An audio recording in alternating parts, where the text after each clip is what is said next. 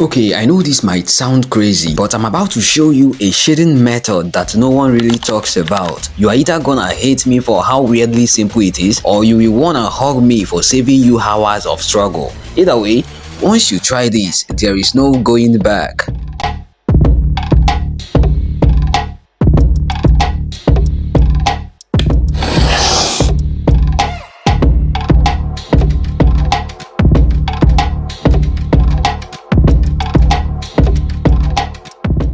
Okay, now in case you don't already know, we always start by redrawing the outlines with a soft charcoal pencil, and it's not just for show. If you skip this step, the moment you start shading, your sketch is gone, just poof and vanish like it was never there. Once the outlines are locked in, it's time to shade the face. Normally I would focus on one part, the eyes, the nose, or the mouth. Just take my time with it, but not today. Today, I'm going in full savage mode, shading the entire face in one go with a big brush. This is just the base layer though. Don't stress about shadows, depth, or any fancy stuff. Just shade the whole thing lightly and evenly. Think of it like laying the foundation. It doesn't need to be pretty, but you will regret it if you skip it. Once that is done, I blend it softly with tissue paper, just enough to smooth things out. Then we get to the real stuff, shading with depth. And the number one rule here, start from the top, work your way down. Don't jump around thinking you are doing something cool. You just confuse yourself. Next thing you know, you are shading the chin before the forehead and everything looks messy. Trust me,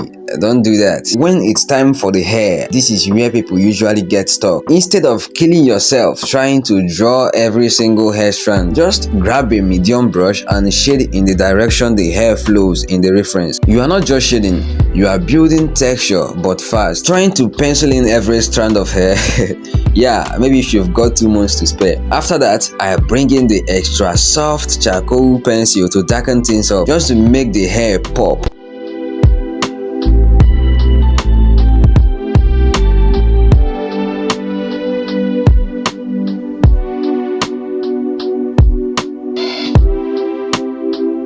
Finally, I blend everything with a brush again, just to soften the edges and pull everything together, because harsh lines, nah, that's not the vibe. We are keeping it smooth, clean and easy on the eyes. After blending the extra soft pencil on the hair, it's time to bring the details back to life. I grab the soft charcoal pencil again, and this time I'm adding all the finer details that actually makes it look like hair, not some blunt black patch. You know those tiny strands that spike out randomly when you look closely? Yeah, those ones. I drop them in with light strokes. It's little things like this that separate a rushed sketch from a polished piece. And for the highlights on the hair, instead of using the mono zero eraser like most people do, I'm actually using a white pencil. Over the years of drawing, I've realized the white pencil just hits different. It makes the highlights sit better, and the contrast, chef kiss, way more realistic than what the eraser gives you. Alright, moving on to the face. This is where I do something most artists don't even think of. Lifting the highlights first. I'm using the kneaded eraser to pull out those highlights exactly where they appear on the reference photo. The bridge of the nose, above the eyebrows, all those bright spots. Why? Because it's a simple hack that helps me remember where not to shade too much when I start building my second shading layer. If you are still watching and you've not liked this video by now, honestly, I don't know for you. Don't be stingy with the like button here. And if you're new here, hit the subscribe button. I've got more of this coming. Now, once the highlights are in place, it's time to bring the art to life. And you already know, it's the eyes that do the magic. I started by redrawing the outlines with a charcoal pencil, then blended the lines with a blending stump to smooth them out. After that, I shaded the second layer on the eye using a small brush. Now, let me be real with you. I struggled here. I went back and forth on the first eye because I'm not even gonna lie, maybe I forgot my own process. I add details, then realize, wait, I'm still gonna blend again. And then everything gets muddy, annoying stuff. But somehow, I still got the first eye looking decent. By the time I got to the second eye though, my brain clicked back in. I remember the better way to do it. No more confusion. If you've ever forgotten your own process before, don't worry, you are not alone. I just did. So here is the cleaner process. Instead of redrawing the outlines first, I went straight into shading with the small brush, making sure I transitioned the tones smoothly. Then I bring back the details with a charcoal pencil. the eyelid, the pupil, the tear duct, all that, and I make sure the darkest parts are actually dark like in the reference photo. After that, I grab the electric eraser to add the sharp highlight. You already know I love this part. Then I follow up with a mono zero eraser to add the softer highlights around the sharp one, and finally the white pen for that shiny glint in the pupil. This is hands down the most satisfying part of highlighting. Nothing beats watching those tiny white dots bring the eyes to life. By the way, when you are using the white pen for highlights, make sure your shading underneath is dark enough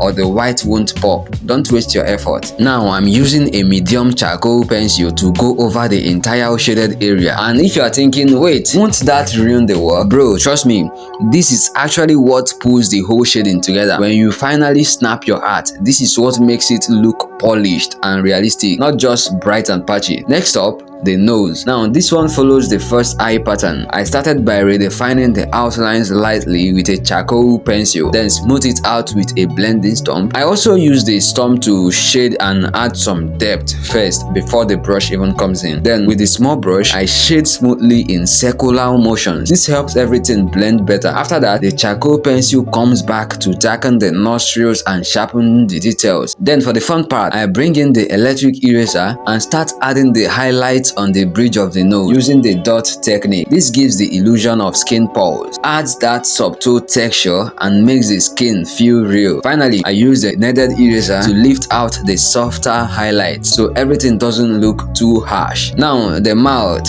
this part right here, it can finish your whole drawing if you don't respect it. You can have the eyes sharp, the nose clean, but if that mouth isn't sitting well, forget it. The whole face will just start looking somehow. And the worst part, sometimes you won't even know why the whole thing feels off. You just keep adjusting random places like a confused surgeon. Meanwhile, it's just that one corner of the lips that's making the person look like they're about to cry instead of smiling. So for me, I'm not in a hurry here. I would rather take my time and get the form right than rush and regret later. And I'm not even stressing to draw every single lip wrinkle or line. That's beginner mistake number one. You are not trying to map the person's DNA. Just make sure the light and shadows are right. That's what gives the 3D feel. Less is more here, believe me. Now onto the jawline and neck. This is where most artists tap out mentally. They've done the face, energy don't finish, and they just rush through this part like nobody will notice. But you will feel it. That jawline is what frames the face. If the transition from the face to the neck isn't smooth, the head just looks like it's floating there awkwardly. You can't skip it. Me, I treat the jawline like it's part of the main portrait because it is. I take my time to darken under the chin, add depth around the neck,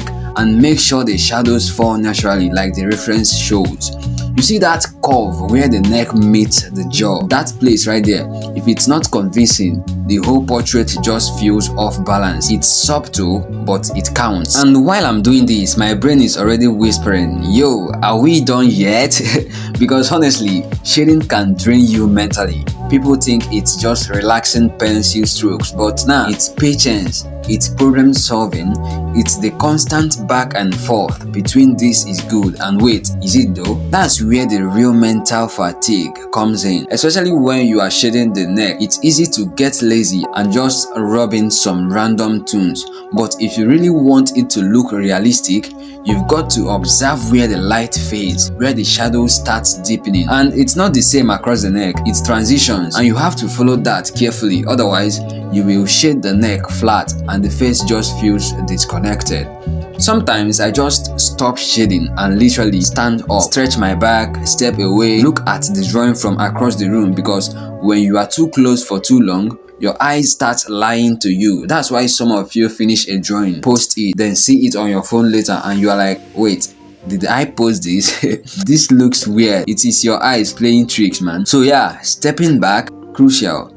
Take a picture, flip the image, anything to see it differently. That's how you catch mistakes early.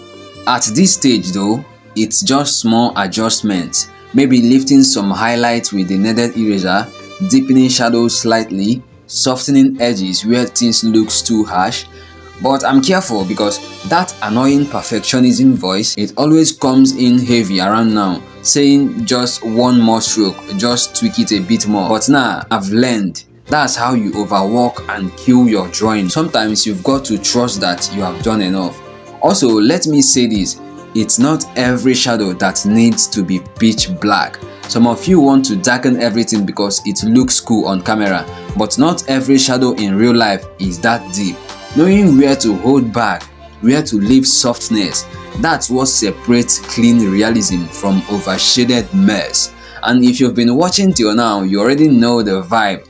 Hit that like button, don't be stingy with it. And if this is your first time here, make sure you subscribe, because here at Some Legendary Art, we help beginners skip the struggles and learn how to draw really fast. We don't gatekeep, we don't complicate things, just straight practical methods that actually work. Now the next video breaks this technique down even simpler, so go watch that next. But hold on, don't click away just yet, because the moment you've actually been waiting for is here. The reveal.